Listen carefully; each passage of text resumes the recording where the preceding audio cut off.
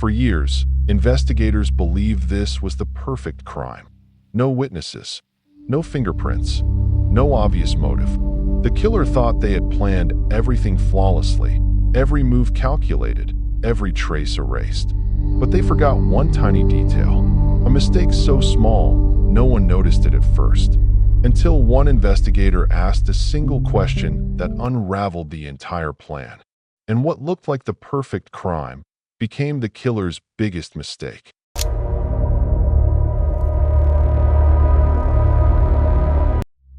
Ethan Caldwell believed in control. Control over his schedule. Control over his finances. Control over how people saw him. From the outside, he was the kind of man you'd trust instantly. A successful financial consultant in his early 40s, clean-cut, composed, articulate. He lived in a quiet suburb outside Denver with his wife, Rebecca, and their 8-year-old son, Noah. Neighbors described them as the perfect family. Rebecca volunteered at school events. Ethan coached Little League. Their house was immaculate. Their social media showed vacations, smiling photos, anniversaries celebrated with candlelit dinners. It was perfect. At least, that's what everyone thought. Behind closed doors, their marriage had been deteriorating for years. Rebecca had begun asking questions about Ethan's long hours, unexplained withdrawals from their joint account, and late-night phone calls he insisted were clients. She wasn't wrong. Ethan wasn't just losing money in bad investments. He was drowning in debt, high-risk trading, secret loans, gambling apps hidden behind financial tools on his phone. If Rebecca filed for divorce, everything would collapse. His reputation, his career, his access to their shared assets. And Ethan Caldwell could not lose control. So he started planning. Not emotionally, not impulsively, strategically. He studied cases, insurance policies, timelines, response patterns. He read about accidental deaths, what investigators looked for, what they overlooked. He learned something important. The perfect crime doesn't look like a crime.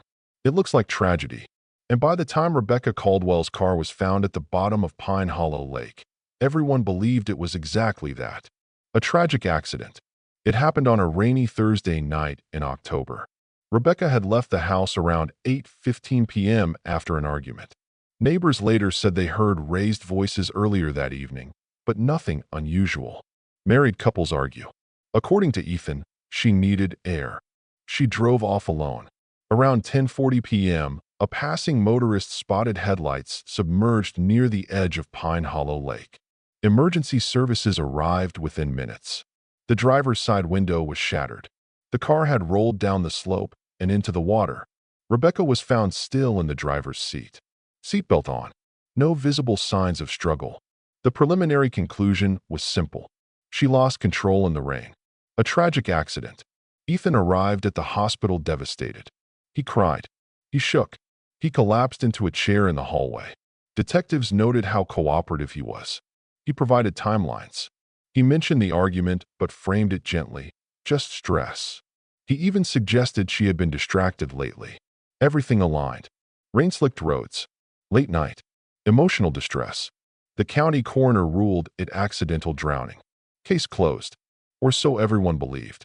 What no one knew was that Ethan had visited Pine Hollow Lake twice in the previous month.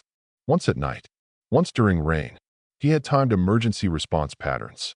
He had studied the slope. He had calculated exactly how a car would slide. The plan was meticulous. Almost flawless. But crimes built on control have one weakness. They rely on perfection. And perfection is fragile. Detective Laura Ramirez had been with major crimes for 18 years. She'd seen enough staged accidents to know something felt off. It wasn't one big thing. It was small inconsistencies. Rebecca's phone had been found in her purse. Unlocked. Battery at 68%. The last outgoing call. None. No texts. No navigation. Nothing. Strange for someone driving alone in the rain. Then there was the window. It was shattered from the outside. The glass fragments told a subtle story. Outward spray pattern inconsistent with internal pressure breakage. It could still be accident-related, but it didn't sit right. Then came the toxicology report. Rebecca had a mild sedative in her system. Not a prescription she had. Not enough to fully incapacitate her. but enough to slow reaction time. Ethan said she occasionally took anxiety medication. There was no prescription record. Detective Ramirez reopened the file. Quietly. Not publicly. Not officially. Just a second look. She reviewed traffic camera footage along Rebecca's route. One camera captured her vehicle at 8:47 p.m., another at 9:02 p.m. Then nothing. There should have been at least 2 more cameras picking up her car. Unless the vehicle had stopped somewhere. And that's when Ramirez found it.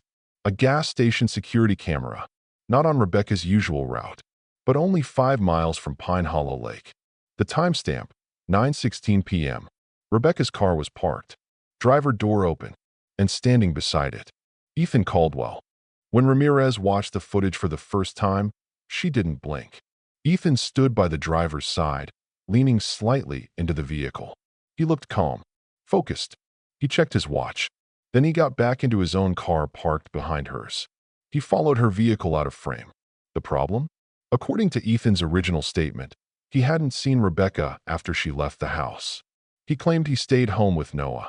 Phone data supported that. Mostly. His phone had pinged the tower near their home from 8:30 p.m. to 9:40 p.m. But what Ramirez knew, and Ethan hadn't accounted for, was that pings can be deceiving. Tower radius overlap, signal redirection, and burner phones. When she subpoenaed additional data, she discovered something interesting. A second device registered briefly near Pine Hollow Lake that night. Registered under a prepaid account. Purchased 3 weeks earlier. Paid in cash. But the store's surveillance camera caught the buyer. Ethan Caldwell. Still, this wasn't enough. Circumstantial. Clever criminals always leave noise behind. What she needed was the mistake. The tiny crack in the flawless plan. And it was hiding in plain sight. In the official accident photos. In the crime scene images that everyone had already reviewed. In something so small no one thought it mattered. Except her. Because sometimes the difference between a perfect crime and a failed one is something that was always there, but never noticed. The accident photos had been reviewed by patrol officers, forensic techs, insurance investigators, and even the coroner's office. No one had questioned them until Detective Ramirez zoomed in. She wasn't looking for something dramatic. No bloodstain pattern, no weapon, no obvious tampering. She was looking for inconsistency, and she found it in the mud. On the slope above Pine Hollow Lake, tire tracks showed the vehicle's descent. The pattern was consistent with gravity, pull, and wet terrain. The car had rolled downward. But there was something else. A second set of faint impressions. Not tire tracks. Footprints. Leading down the slope. And only one set leading back up. If Rebecca had driven off alone and lost control, why were there clear shoe impressions descending the hill before impact? And why did those impressions not match Rebecca's footwear? Rebecca had been wearing flat leather boots that night. The impressions in the mud were narrow, athletic, deep heel strike, a larger shoe. Ramirez compared them to Ethan's shoes from the night of the accident. Size 11 running shoes. The width alignment matched. But that wasn't the fatal mistake. That wasn't what would collapse the illusion. The real crack was smaller. In the driver's door hinge. In the official crash photo, there was a smear, almost invisible, dark, thin, a trace of lake sediment on the inside of the hinge mechanism, which meant the door had been opened after the vehicle entered the water. But Rebecca's seatbelt was still fastened. The window shattered from outside, which meant someone had broken it after submersion, which meant someone had staged the drowning. And whoever did it had gotten wet. Very wet. Ramirez pulled Ethan's phone records again. That night at 10:12 p.m., 3 minutes before the passing motorist called 911, Ethan's smartwatch registered a spike in heart rate, 143 BPM, then another spike, then sudden inactivity. At 10:19 p.m., his phone pinged a tower 2 miles from Pine Hollow Lake. Not at home. The plan was unraveling. Not dramatically. Quietly. Piece by piece. Ramirez requested a full scene reconstruction. Officially this time. Forensics returned to Pine Hollow Lake. Rain conditions replicated. Vehicle angle recreated. What they discovered changed everything. If Rebecca had been driving at even moderate speed, the skid marks would have shown tire correction attempts. There were none. The car had rolled down in neutral. No acceleration. No braking, no steering input, which meant she hadn't been driving when the vehicle descended, which meant she hadn't been conscious. Toxicology confirmed the sedative again. But now it mattered. Ethan had told investigators Rebecca had left angry, stormed out, upset. But no emotional person drives in complete silence. Her phone showed no activity. Her car GPS showed no erratic steering, no sudden brake input. The reconstruction team discovered something else. The driver's seat had been adjusted slightly farther back than Rebecca's normal setting. 3 inches. Small, but noticeable. Ethan was taller than Rebecca, and whoever last drove that vehicle was taller. Ramirez finally requested a search warrant. Ethan Caldwell had committed the cardinal sin of perfectionists. He assumed no one would look twice. When financial crimes detectives opened Ethan's accounts, the image of the perfect husband began to fracture. Secret credit lines, high-interest loans, a private brokerage account bleeding tens of thousands monthly, and most importantly, a life insurance policy update. 6 weeks before Rebecca's death, Ethan had increased her policy from $400,000 to $2.5 million. The policy required a spousal signature. Rebecca's signature was on file, but handwriting analysis showed hesitation marks, pressure inconsistencies, possible tracing. Then there was the casino activity. Ethan had withdrawn $75,000 in cash across 3 months. No record of where it went, until investigators subpoenaed gambling app server logs. He was losing, fast. If Rebecca divorced him, he'd lose access to joint assets. If she died, he would gain everything. Motive, opportunity, preparation, but still no confession. And Ethan remained calm.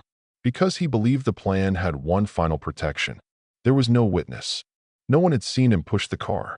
No one had seen him break the window. He believed it was still salvageable. He underestimated one thing. Cameras. Not the traffic cameras. Not the gas station footage. Something far simpler. Something he'd walked past. Something he assumed was too insignificant to matter. 2 weeks after the reconstruction, a junior analyst reviewing regional CCTV feeds found something odd. Not on the road, not at the lake, but near a small marina dock 300 yards from the crash site. A private boathouse camera, low resolution, grainy, pointed at the dock entrance. At 9:58 p.m., a shadow passed the frame. Then a figure, carrying something long, metallic glint. Then another shadow, dragging. The timestamp aligned perfectly with the reconstruction window. The camera didn't capture the lake directly, but it captured the reflection of headlights. And in that reflection, you could see the vehicle being pushed, slowly, deliberately, and behind it, a second vehicle idling. Ethan's SUV had distinctive roof rack lights. The reflection showed them. He hadn't accounted for peripheral capture. He hadn't accounted for reflection distortion. He hadn't accounted for environmental recording beyond direct line of sight. And that was the flaw, the 1 second that ruined everything.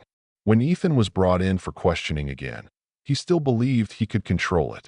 He smiled politely, asked if this was about insurance paperwork. Ramirez placed 3 photographs on the table: the hinge sediment, the seat adjustment measurement, the marina reflection still. Ethan's jaw tightened, just slightly. He tried to explain the gas station footage. Said Rebecca had called him. Said she'd asked him to meet her. There was no call record. Ramirez leaned forward. You broke the window after the car was already underwater. Silence.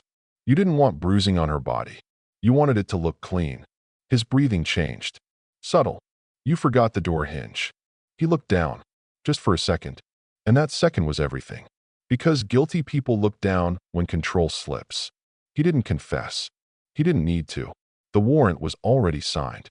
Ethan Caldwell was arrested for first-degree murder. The prosecution didn't argue passion. They argued calculation. They showed the insurance update, the financial collapse, the prepaid phone, the reconstruction, the reflection footage. But what broke the jury was the smartwatch data. At 10:04 p.m., heart rate spike. At 10:07 p.m., second spike. At 10:09 p.m., rapid deceleration. At 10:12 p.m., complete stillness. The moment he stepped away from the lake. They overlaid it with rainfall patterns and the marina footage timestamp. The timeline locked into place. The defense tried to argue coincidence, stress response, emotional distress. But perfection is fragile, and Ethan had built his crime on the assumption that no one would zoom in. The jury deliberated 6 hours. Guilty. Life without parole. When Noah visited his father in prison for the last time, he asked one question. Why? Ethan didn't answer. Because there was no dramatic reason. No explosion of rage. No sudden break. Just ego, control, debt, and the belief that he was smarter than everyone else. He believed he could manufacture tragedy. He believed he could simulate grief. He believed he could design the perfect crime. He was wrong. The most dangerous criminals aren't impulsive. They're planners. They rehearse. They study. They prepare. But perfection doesn't fail because of chaos. It fails because of detail. A hinge smear. A seat adjustment. A reflection in a camera no one thought mattered. It was always there. The flaw. Waiting. And sometimes, the difference between a perfect crime and a failed one is 1 second, one camera, one thing no one noticed, until someone did.